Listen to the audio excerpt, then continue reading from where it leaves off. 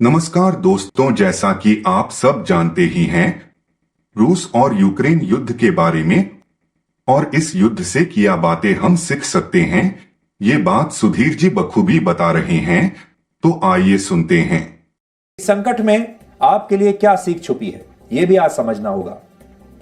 पहली सीख यह है, अगर कोई देश कमजोर हो तो अंतर्राष्ट्रीय कानून और अंतर्राष्ट्रीय संधियों का कोई महत्व नहीं रहता।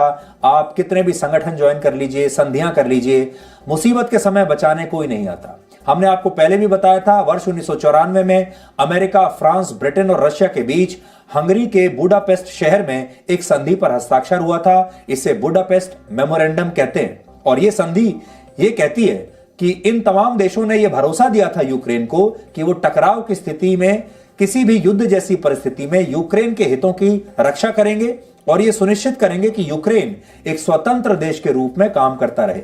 लेकिन आज इसी संधि पर हस्ताक्षर करने वाले एक देश यानी रशिया ने यूक्रेन पर हमला कर दिया और दूसरी तरफ अमेरिका, फ्रांस और ब्रिटेन यूक्रेन की कोई मदद नहीं कर पा रहे हैं। सिर्फ बयान पर बयान दिए जा रहे हैं, प्रेस कॉन्फ्रेंस कर रहे हैं, टीवी पर आकर बड़ी बड़ी बातें कर रहे हैं।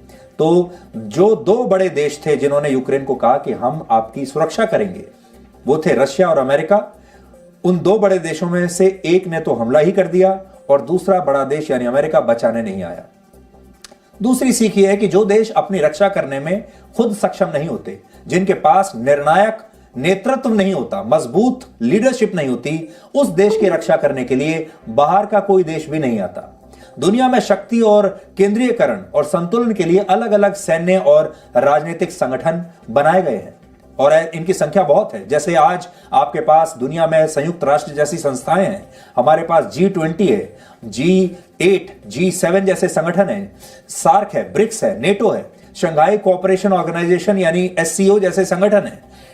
सब दुनिया में ये संगठन अलग अलग देशों की मेंबरशिप के साथ चल रहे हैं और ये सब संगठन कहते हैं कि वो संकट की स्थिति में सहयोग के साथ समाधान पर काम करेंगे, एक दूसरे की मदद करेंगे। लेकिन सच ये है कि इन संगठनों का आज इस तरह की स्थिति में कोई महत्व नहीं है। इस दुनिया का कोई संगठन कुछ नहीं कर पा रहा। यूनाइटेड नेशंस की भूमिका को आप देख लीजिए, वो अफगानिस्तान में कुछ नहीं कर पाया, अफगानिस्तान के लोगों को मरने के लिए छोड़ दिया।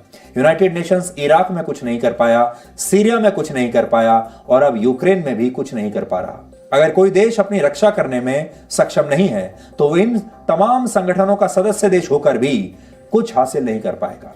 और तीसरी सीख ये कि जिस देश के आंतरिक मामलों में दूसरे देशों का दखल हो जाता है, उस देश में अनिश्चितता और अस्थिरता पैदा होना स्वाभाविक है।